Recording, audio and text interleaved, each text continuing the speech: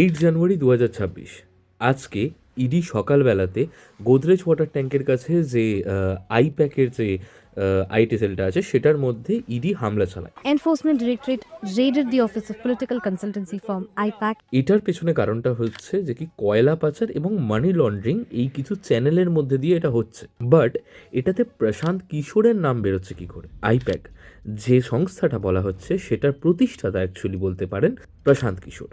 সেই মনে আছে 2021 দিকে প্রশান্ত কিশোর বাংলা নিজের মেয়েকেই চায় এই যে ডায়লগটা দিয়েছিল, ডায়লগটা ওখান থেকেই এসছে। প্রশান্ত কিশোর দিয়েছিল আইপ্যাকে যখন এই ইডি হানা দেয়, মানে আমাদের যে সিএম মাননীয় সিএম আছেন তিনি হঠাৎ করে ওই আইপ্যাকের সেলটায় ঢুকে যান, কিছু নথি বের করে তিনি নিয়ে আসেন। এটা পুরো ক্যামেরায় ধরা পড়েছে। ईडी की रेड से जुड़ी इस वक्त की बड़ी खबर कोलकाता में प्रतीक जैन के घर पर ईडी की रेड हुई है। जहां ईडी की रेड वहां ममता बनर्जी पहुंच गई हैं। तो पश्चिम बंगाल के मुख्यमंत्री ममता बनर्जी उस जगह पर पहुंची हैं जहां তার বক্তব্যে কিছু তাদের দলীয় কিছু ইনফরমেশন ওই ফাইলের মধ্যে রয়েছে যেটা কেন্দ্রীয় সরকার নিতে চায় বা বাজেয়াপ্ত করতে চায়, তাই জন্য তিনি এটাকে নিয়ে আসছেন। এরপর কি হবে না হবে সেটা নিয়ে আমরা ভিডিও বানাবো যত তাড়াতাড়ি আমরা জানতে পারবো। ততক্ষণের জন্য এই ভিডিওটা এইটুকুর জন্যই। কেমন লাগলো জানাবেন, ভালো লাগলে অবশ্যই like comment share and subscribe করতে ভুলবেন না। Thank you so much.